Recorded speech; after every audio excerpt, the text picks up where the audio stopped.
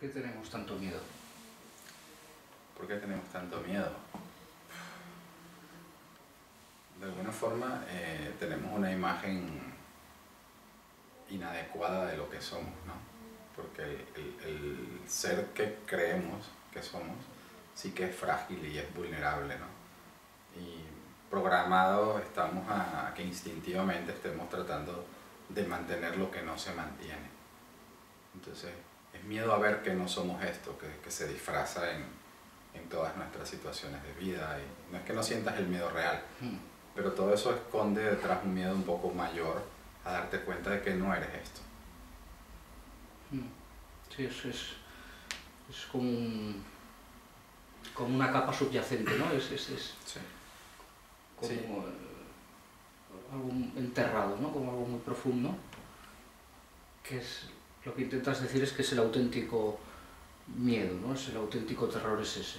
El auténtico terror es ese, es exponerte, es ser vulnerable, porque llegas a un momento en el que no sabes, en el que no tienes control. Y pues ahí es donde está el miedo. Es un miedo infundado, pero hasta que no lo atraviesas, pues no sabes. Relacionándolo con lo que recién hablamos, con el miedo escénico y con que de alguna forma todos somos en esencia lo mismo. Te sientes juzgado, no es lo mismo abrirte delante de una persona que abrirte delante de muchas, porque sientes que te juzga más gente. Claro. Y al final te das cuenta que no es lo que ellos piensen de ti, sino lo que tú estás pensando acerca de lo que van a pensar de ti. Entonces cuando te ves en ese juego, pues voluntariamente experimentas, lo dejas a un lado y ves que a pesar de tus ideas tontas puedes estar en paz. Y te da una oportunidad para volver a elegir paz. Sí, entiendo que es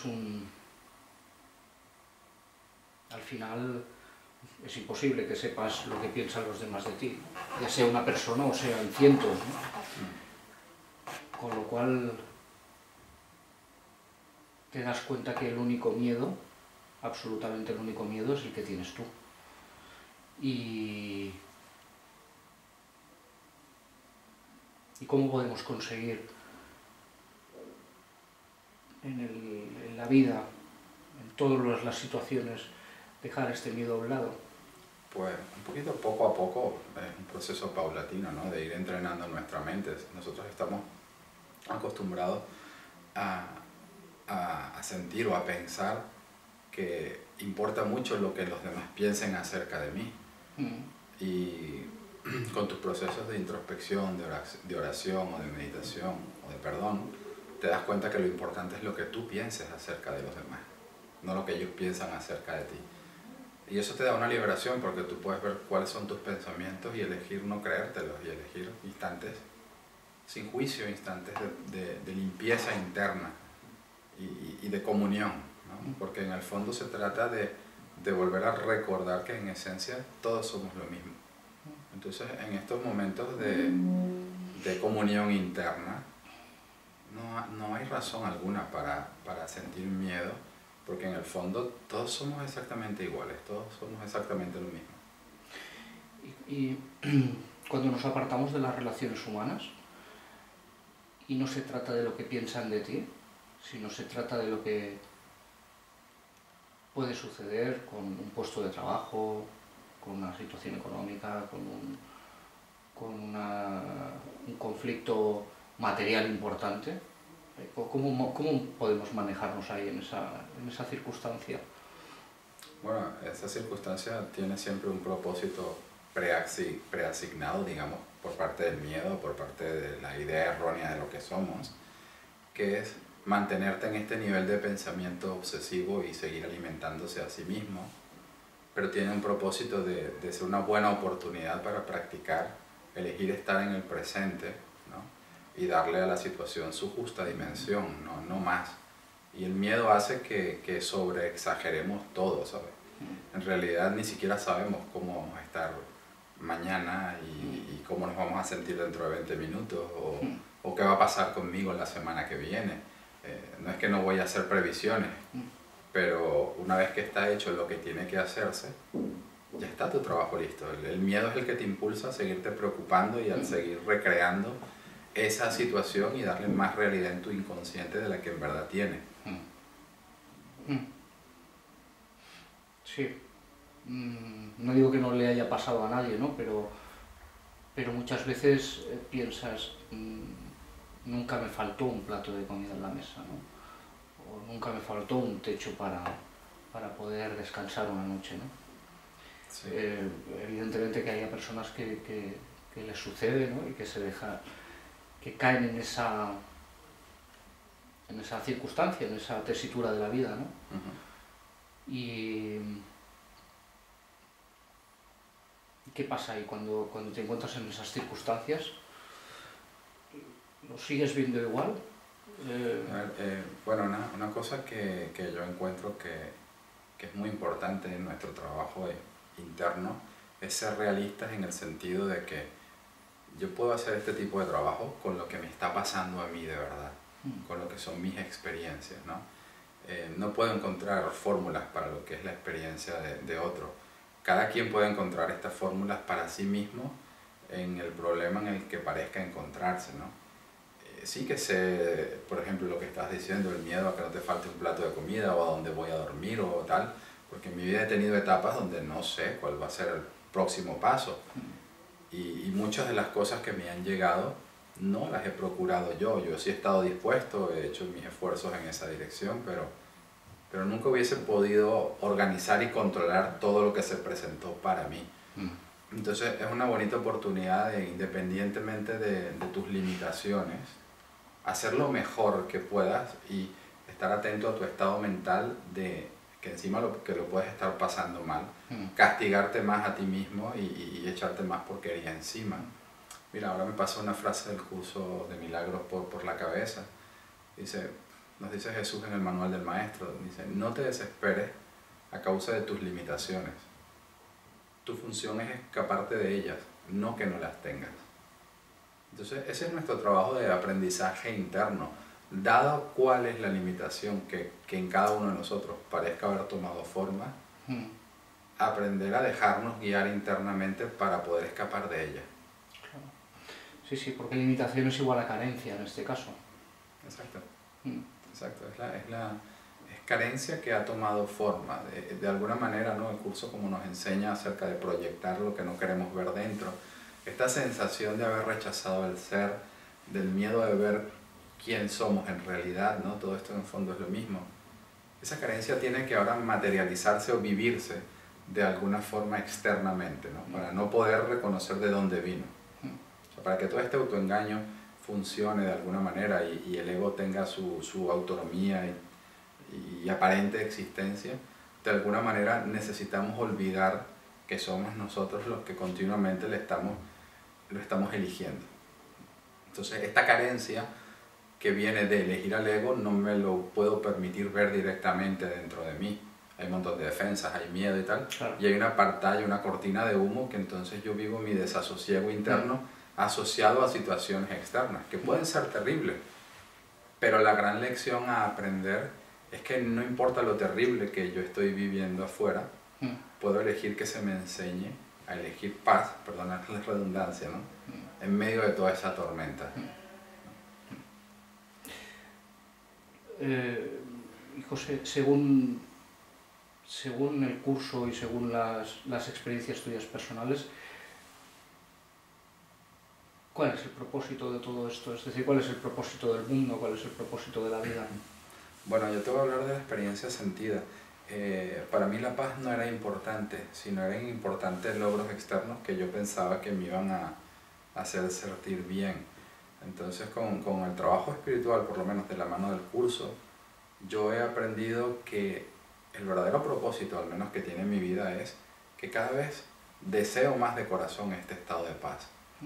Aprender a cultivar y mantener el estado de paz es lo que en realidad está a nuestro alcance. Y el propósito del mundo es que me da las herramientas para yo poder hacer eso, independientemente de las circunstancias en las que yo me encuentre estar viviendo, ¿no? Entonces, ese es el propósito de verdad que es útil en el mundo, enseñarme a mí a que puedo elegir paz. Hay una frase que me gusta mucho, que todos nosotros de alguna manera empezamos pensando que nos comíamos al mundo o que queríamos cambiar el mundo. Y yo creo que no vinimos a cambiar el mundo.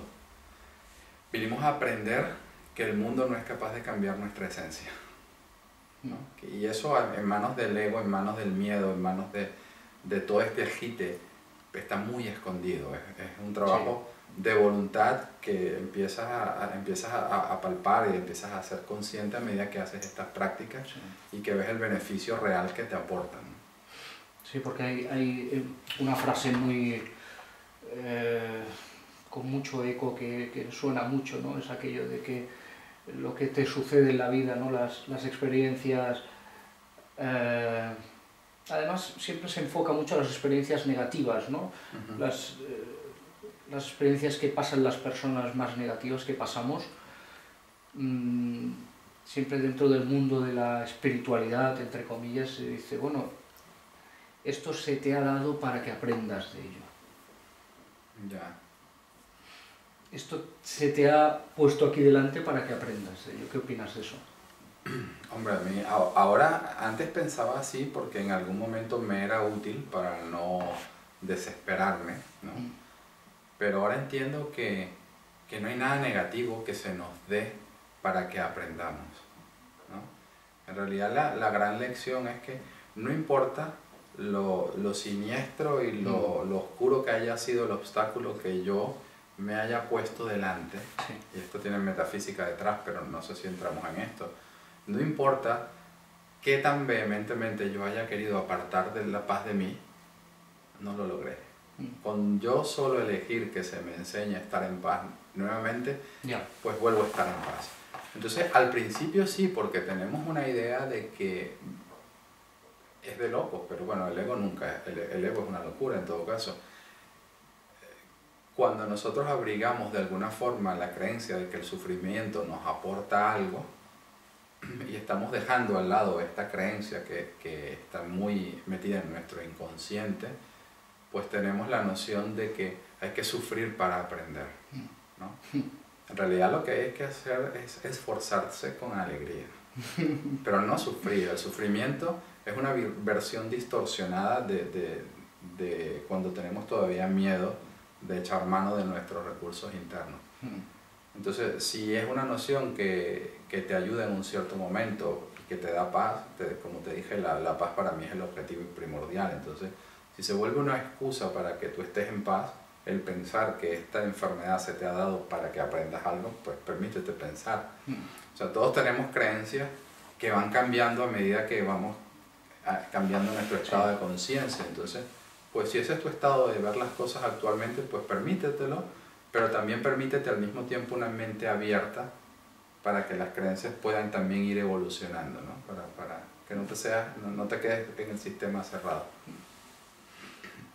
Y desde el punto de vista metafísico, ¿qué sentido tiene que te sucedan las cosas que te suceden? Desde el punto de vista metafísico, si hablamos por ejemplo de la metafísica que está detrás del curso de milagros, en el cual toda esta experiencia que estamos viviendo hace la analogía como un sueño en este sentido, aunque es una experiencia que nuestros cuerpos y nuestra identidad viven como real, sigue siendo una experiencia falsa.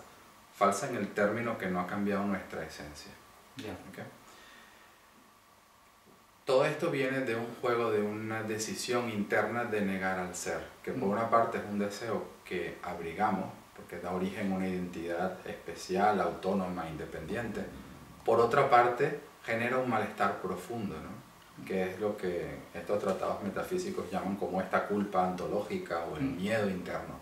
Que no quieres ver la causa real, porque ver la causa real implicaría ver que eres tú el que estás abrigando este dolor, y entonces de alguna forma dejarías de hacerlo. Y no quieres ver eso porque al dejar de hacer eso parece que pierdes una realidad autónoma, especial, independiente, ¿no? Y entonces la única situación que necesitas para mantener por un lado la existencia individual y el dolor que no se va a ir por otra es atribuírselo a cosas externas a tu decisión. Y entonces es donde te encuentras viviendo una experiencia ya no como este ente que decide cosas, que es la mente que todos compartimos, sino te ves en un cuerpo, mentes independientes, separadas, que le pasan putadas o cosas malas ajenas a su voluntad. Entonces, de alguna forma esa es la necesidad de estas experiencias. Hay una parte que a la luz de la cordura pues no tiene ningún sentido, pero es que la demencia no tiene sentido, que es, si yo estoy soñando esto, si es mi experiencia fabricada desde algún nivel mío que ahora no logro recordar, ¿por qué no hice una experiencia agradable? Porque una experiencia agradable, una experiencia que te lleve a una paz continuada, te haría recordar tu verdadera naturaleza, ¿no? Y entonces este juego, este maya, el juego este de la conciencia, de una existencia separada e individual, pues desaparece. Sí, sí, tiene todo el sentido. Tiene todo el sentido. Aquí y ahora, como mínimo, ¿no? Estoy seguro que hay muchas personas que no, que cuando les suceden ciertas cosas, pues esto no son capaces de poder entenderlo, de poder comprenderlo. Hombre, ahí entramos un poquito en lo que se llama por ahí la integración, ¿no?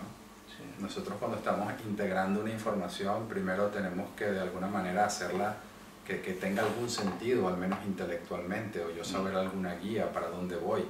Pero una cosa es la comprensión intelectual y otra cosa es la experiencia de eso que te está sucediendo. Y es justamente cuando empiezas a integrar estas lecciones en tu vida que tú te ves reaccionando de una forma y todas tus ideas espirituales y todas tus ideas metafísicas hace rato que ya han saltado por la ventana y te han abandonado, ¿no? Entonces es un buen momento para que tú, en instantes de paz, no es el intelecto ya, sino el que te acuerdes de decir, bueno, este modelo que a mí me han planteado de la razón de por qué me pasan las cosas es cierto. Y entonces es una integración a nivel sentida, a nivel emocional, en el cual puedes dejar todos tus juicios del ego a un lado acerca de las causas por las que tú crees que has perdido la paz. Por un instante, es lo que el curso llama un instante santo, un instante de reprogramación, como lo llama Jorge, ¿no? Sí. En ese instante puedes dar la oportunidad a que internamente se te recuerde esto que tú crees no es verdad, aunque sea por un instante. Y es en la sensación de paz sentida en ese momento, en la que empiezas a darte cuenta, a tomar conciencia de que lo externo no me está afectando, o al menos no en la proporción en la que yo creía. Y entonces ahí es donde empieza la verdadera libertad de decir, en realidad no era un esclavo de lo que me sucedía, sino era un esclavo de cómo yo interpretaba inconscientemente y de cómo yo reaccionaba a lo que me sucedía.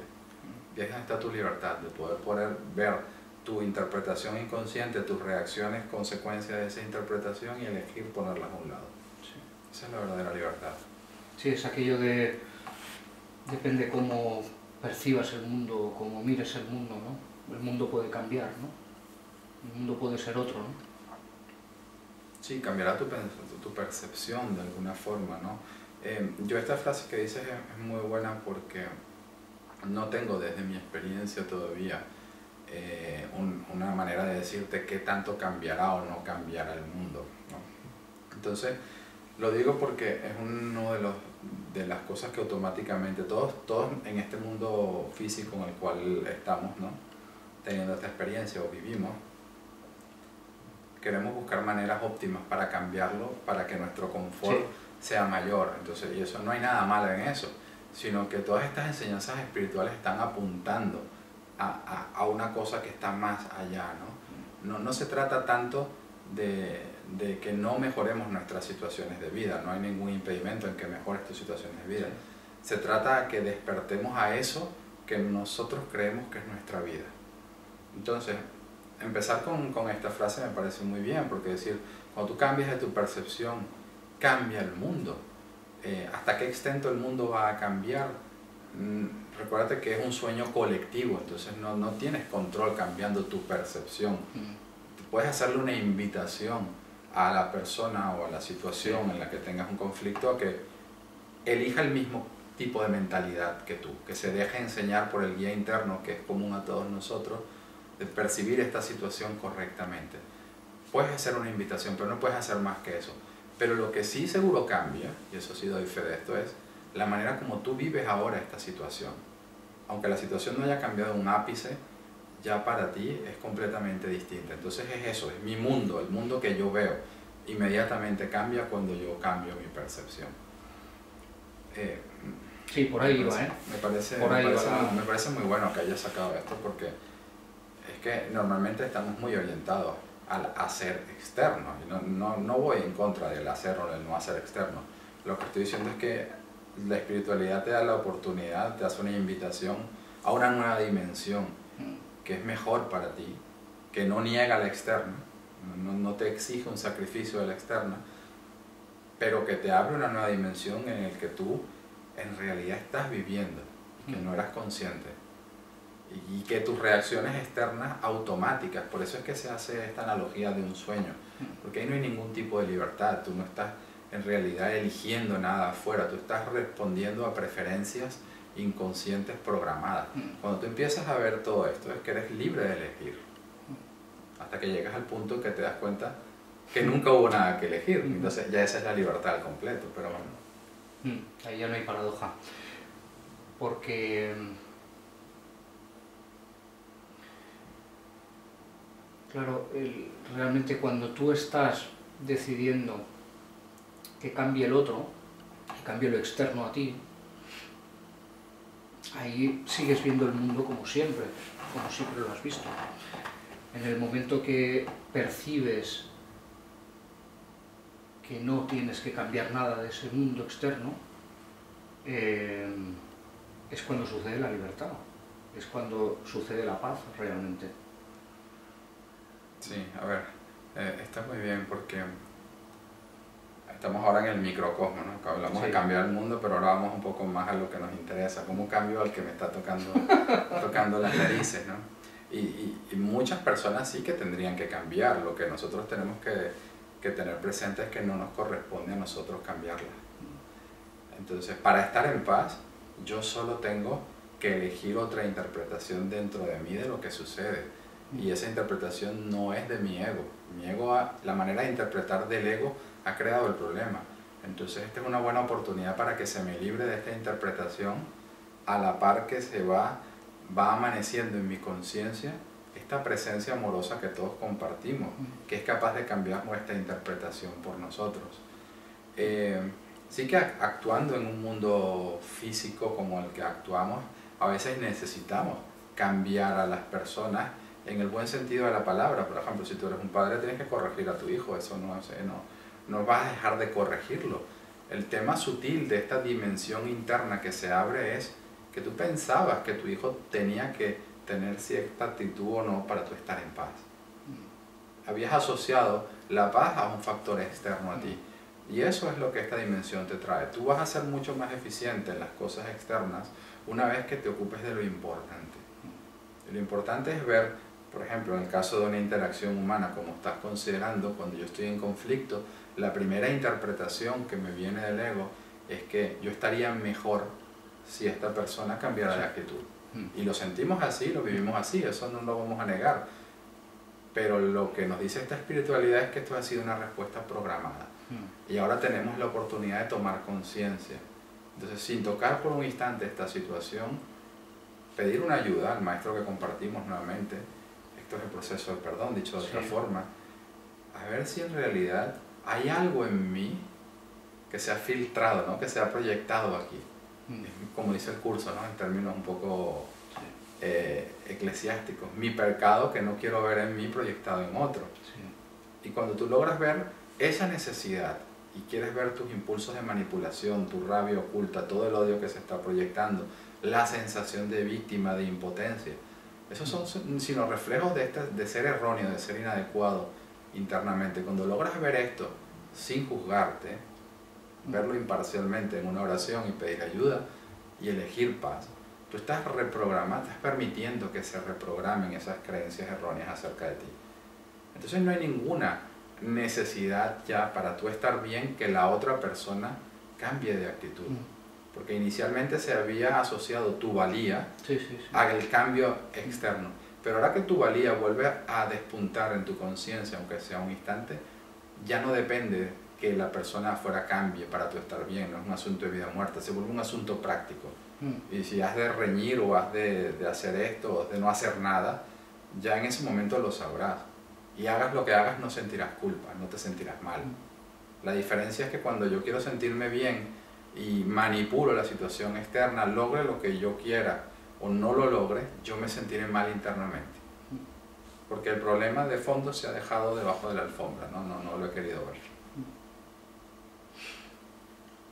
¿Cómo podemos entonces apartar estos obstáculos, aceptar estos inconvenientes que nos encontramos, ¿no? Lo que aparentemente es negativo en la vida? ¿Cómo podemos estar en paz con todo eso, ¿no? Antes hablabas del proceso del perdón. Ese sería el método, el principio que utilizas. ¿Cómo sería ese método? Bueno, es un entrenamiento de por vida, ¿no? A mí me inició este entrenamiento el curso de milagros. A medida que lo haces más, pues te sale mejor, ¿no? Es como tocar un instrumento musical o practicar cualquier disciplina. Te vuelves mejor cada vez que lo practicas, ¿no? Entonces, pero en reglas generales tienes que tener la disposición de que puede que no estés mirando la situación correctamente. Nosotros siempre juzgamos basados en pruebas parciales, no tenemos el conocimiento de la totalidad de la situación, ¿no? Esta persona que está cometiendo un agravio contra mí o lo que sea, pues puede haber tenido un día malo. Yo no sé cuál es el estado mental de los demás. Yo puedo haber tenido un día malo y también estar proyectando las cosas fuera. Entonces, una vez que uno en realidad dice, yo no entiendo el significado de lo que percibo, o sea, la interpretación que le estoy dando, si no estoy en paz, no es correcta. Eso parece ser una tontería, pero es una piedra clave en todo este proceso, porque es muy fácil identificar si eres honesto cuando no estás en paz. Sí. Entonces, si ya has vivido mucho tiempo que no estás en paz, que estás un poco cansado, tienes internamente la disposición de, bueno, lo que haga falta para estar en paz. Sí. No lo que haga falta para arreglar las cosas tal como yo las percibo. Porque vas a empezar a ver cosas dentro de ti que no habías querido ver porque no te gustaban. Entonces eso es un paso que es inevitable, ¿no? Las cosas ya estaban mal, solo que no lo veía. Una vez que tomas esta responsabilidad de que el problema, si lo estoy viviendo yo, mi manera de interpretar está metida en eso, y que hay una manera mejor también dentro de mí de ver las cosas, pues yo estoy dispuesto a que esta nueva manera dentro de mí me enseñe. Y se vuelve un proceso porque hay miedo, volvemos al punto inicial, hay miedo de escuchar esta respuesta plenamente. Entonces se va construyendo la confianza, viendo que recurrir a esta nueva manera de ver las cosas no me cuesta nada, viendo que su respuesta siempre es mejor, es aceptable, es preferible a la mía. Y poco a poco, sin yo saberlo, sin esfuerzo por mi parte, me encuentro cada vez más abocado en entregarle más y más situaciones. Y así se va construyendo, es una bola de nieve que se retroalimenta, así se va construyendo más la confianza. Entonces, para hacer este proceso concreto, no es lo mismo estar en el campo de batalla que practicarlo en una situación ideal, ¿no? Entonces, toda práctica requiere una situación ideal. Un músico no le das una partitura el primer día y lo pones a tocar en un concierto. Él pasa muchas horas solo practicando los acordes y practicando las cosas. Pues por ejemplo, el curso nos propone un trabajo. Yo hablo del curso de milagros porque es el camino que conozco. Pero el curso te propone un estudio de un texto, te propone una meditación, un ejercicio guiado así durante un año, un libro de preguntas y respuestas. Y trabajando con ese material, integrándolo en tu vida, es que empiezas a tener maestría observando tu ego. Y se va desarrollando esa voluntad dentro de ti que dice, ya te conozco, ya te escucho, ya sé dónde me llevas y no me interesa. Y me hago a un lado. Y entonces ahí es donde empieza una verdadera transformación. Que no es desde nuestro nivel consciente, no es nuestro ego el que hace esa transformación. No, es una transformación dada por la gracia, por el recuerdo de quién somos, por el Espíritu de Dios en nosotros, ¿no? ¿Qué cambia en una persona con el paso del tiempo a través de este camino, a través de este proceso? Bueno, hay bastante más paz en situaciones en las que a lo mejor hace tiempo ni te imaginarías que hubieses podido tomártelo con paz. Hay una disposición automática cada vez más de mirar las situaciones cada vez que tengas un problema internamente y no externamente, ¿no? Sí. Eso como que se diría en términos del curso retirar la proyección, ¿no? Mm. Ya no te crees la película que el miedo monta automáticamente. Y a la vez, al principio hay mucha confusión porque hay miedo al mensaje y hay distorsiones del mensaje, pero luego vuelve a regresar el sentido común y ya no descuidas los asuntos externos. Y entonces aprendes a darle al César lo que es del César y a Dios lo que es de Dios, de alguna forma. Sí, está bien. Entonces, es una manera un poco más presente de vivir y menos automática, menos condicionada. De que vas a tener problemas, claro que vas a tener problemas. Este camino, yo diría que casi que ningún camino, pero no generalizar, pero Sí. aquí no se trata de que no tengas problemas, sino que ya vas a empezar a saber de dónde vienen y cómo atacarlos en el buen sentido de la palabra, cómo recurrir al maestro interno en ti que sabe, que te va a decir dónde están las creencias que te hacen verlos como esa situación imposible. Y vas a buscar la sanación en realidad donde está, que es en tu mente. Claro, porque los efectos y las percepciones inconscientes siguen sucediendo. Sí, son parte del paisaje, parte del panorama. Es una de las estrategias del miedo y del ego, pensar que ahora no vas a tener problemas o que no estás progresando porque hay una vuelta atrás y ahora aparecen resistencias. No, estos son partes del panorama, todo está surgiendo de la mente inconsciente. El verdadero progreso es que tú empiezas a sentir que no es a ti como cuerpo al que este mensaje está dirigido, ¿no? Empieza a despuntar un poco, aunque sea la sospecha, ¿no? Y al principio intelectualmente lo pillas, pero luego empiezas a sospechar que decir, ostras, está dirigido a mí como mente, no como cuerpo, no como cerebro y mente, no, está dirigido a mí como mente, al nivel donde en realidad puedo tomar las decisiones que hacen la diferencia. Entonces ahí empiezas a ver el progreso. El tiempo que pasas enganchado en un conflicto es mucho menor que el tiempo que pasabas antes. Entonces en este sentido pues es donde por ejemplo en el curso se dice que se acorta tiempo, porque el duelo lo has de pasar igual. Si ya has proyectado un problema o si ya te toca vivir una parte del guión en el cual hay un conflicto del que no te vas a escapar, pues lo vivirás. La diferencia es con qué maestro lo vas a vivir, con el que te va a cortar el duelo, el sufrimiento y te va a enseñar que no eres eso que está sufriendo el conflicto, o con el que va a aprovechar todo el conflicto y toda la situación para volverte a anclar otra vez en la idea errada de quién eres, ¿no? El curso se hace de forma individual. Y luego nos encontramos talleres y cursos como los tuyos. ¿Qué nos benefician? ¿En qué nos ayudan para solapar la enseñanza que vamos teniendo, ¿no? Con el... Hombre, mis talleres te llevan al cielo directamente, eso tienes que decirlo de una vez. A ver, el curso es de un estudio individual, ¿no? Sí. Aplicación personal y es un camino de oración. Entonces, cada persona sabe en realidad si a lo mejor necesita una motivación externa. En mi caso personal, pues yo estuve trabajando el curso 3 años, había hecho los ejercicios y de repente sentí la necesidad de ir a un grupo de estudio a compartir, ¿no?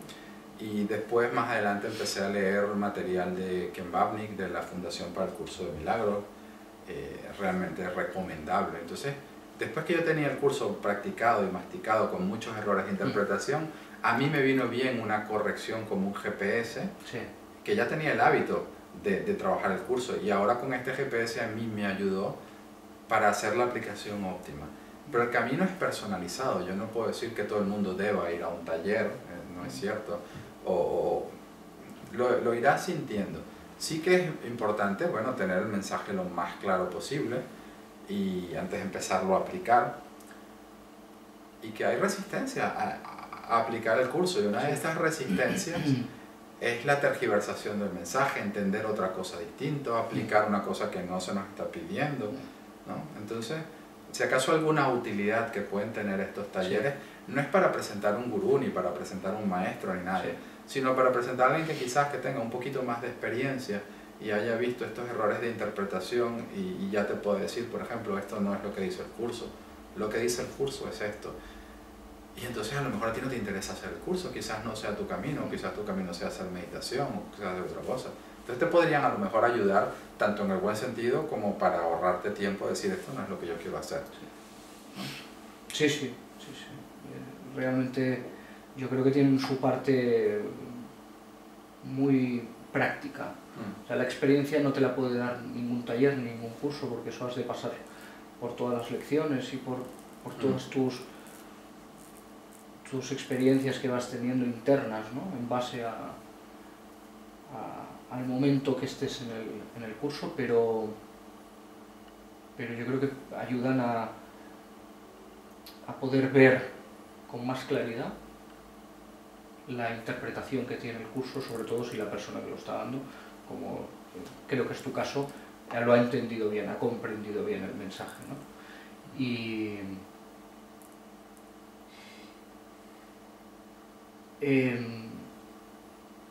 yo también te quería preguntar sobre el lenguaje que utiliza el curso, porque es una cosa que llama la atención, sobre todo a los primeros, ¿no?, que empiezan a leer, etc. Utiliza un lenguaje cristiano. Sí. Y ¿por qué en ese caso se utiliza este lenguaje cristiano, ¿no? Esa es una buena pregunta, porque dada la urticaria que nosotros tenemos por defecto a este tipo de lenguaje, digo, ¿por qué no está escrito? Además que la persona que lo transcribió podía adolecer de muchas cosas, pero de cultura no. Entonces, sí. Helen Schumann era una persona brillante y bueno, y era un material canalizado del maestro Jesús, o sea que, perdónenme la blasfemia, pedigrí tiene, ¿no? O sea, ha podido Sí, ser. sí. Entonces, hay una razón concreta por la cual el mensaje es cristiano, el lenguaje es cristiano, no es cristianismo el curso. Y hace poquito hablamos de lo que es el perdón. El perdón consiste en que tú no le des realidad a tus falsas interpretaciones y lo que tú crees que sabes acerca de una situación y te hagas a un lado y permitas como un refrescar interno acerca de esto. Pues hay mucho mal uso de estos términos debido a nuestra historia, ¿no? Todos la conocemos, y entonces el curso viene a poner en nuestras manos la primera lección de perdón. Este lenguaje, aunque son términos y la terminología es cristiana, no significa lo mismo que es lo que nosotros estamos acostumbrados. Entonces ya nos está cambiando nuestra interpretación acerca del lenguaje. Sí. Si tú te das el permiso, si te permites, a pesar de la adversión, ¿no?, que puedas tener al lenguaje como primer contacto, a no hacerte mucho caso y pasar por encima de tus opiniones, a ver cuál es el mensaje del curso, ya empiezas a hacer la primera lección de perdón. Entonces, dicho de alguna forma, esto vino a corregir errores de interpretación que nuestra sociedad ha tenido a través del mensaje, por medio de cambiarle los términos a las definiciones, a la terminología, valga la redundancia, que usa. Por ejemplo, nosotros tenemos del cristianismo la palabra expiación, que cualquier persona que haya tenido algún contacto con la iglesia le dices expiación y ya automáticamente siente que sufre, ¿no? Dice, expiar es pagar los pecados con dolor. Para el curso el término expiación significa esto que tú crees acerca de ti es falso, es el principio de que nunca ha sucedido nada que cambiara tu esencia, ¿no? Entonces el Espíritu Santo no es un ente externo a ti, es una palomita como decimos, es la parte de todos nosotros que recuerda quién somos. En el fondo es una parte de nuestra mente que nunca perdió conciencia de nuestra identidad. Y entonces son símbolos muy bonitos, y una vez que entiendes el propósito de perdón por el cual está hecha esa terminología, y te permites entonces desechar tus opiniones acerca del cristianismo, por ejemplo, pues es una lección de perdón. Y es muy curioso porque nos fijamos en lo que nos repelemos, pero si vamos luego más allá, el curso no solo usa esta terminología cristiana, es que el marco donde el curso está escrito es muy sofisticado. Usa una filosofía estrictamente no dual, y además del no dualismo, que nosotros conocemos de algunas tradiciones, por ejemplo, como la filosofía Vedanta, Advaita, además de esto, tiene un corte psicológico muy sofisticado, porque es el único sitio, yo no sé, porque no llego a tanto, pero hemos oído hablar de Maya, hemos oído hablar de la gran ilusión y de que todo esto no es cierto, pero ¿por qué tenemos una ilusión desagradable, ya que es nuestro sueño, ¿por qué no lo pintamos bonito, no? Y el curso te dice cuál es el propósito de que la ilusión no sea agradable. O sea, tiene el término de psicología metido ahí, dice, todo esto tiene un propósito. Entonces, para nosotros los occidentales, el curso de alguna manera está adaptado a nuestra forma de pensar, ¿no? Los que venimos de una cultura judío-cristiana, nos identificamos con ese lenguaje sin hacer mucho esfuerzo, haciendo los trabajos de perdón. Entonces, por eso yo creo que la terminología del curso es así netamente cristiana. De entrada con el curso ya tenemos que hacer nuestro primer trabajito de perdón. No, y además tiene un lenguaje muy bello que cuando ya te acostumbras a leerlo, se palpa la belleza en lo que se ha escrito. Bueno, pues... ¿qué tal? ¿Alguna cosa más? Yo creo que no. Edita lo de pedigrí. Bueno, no sé, pues no, muchas gracias, Iván. Gracias a todos los que hayan visto esto. Y bueno, y ya que estamos perdonando a la iglesia, que la paz sea con vosotros. Muchas gracias por la Iván. entrevista. Venga.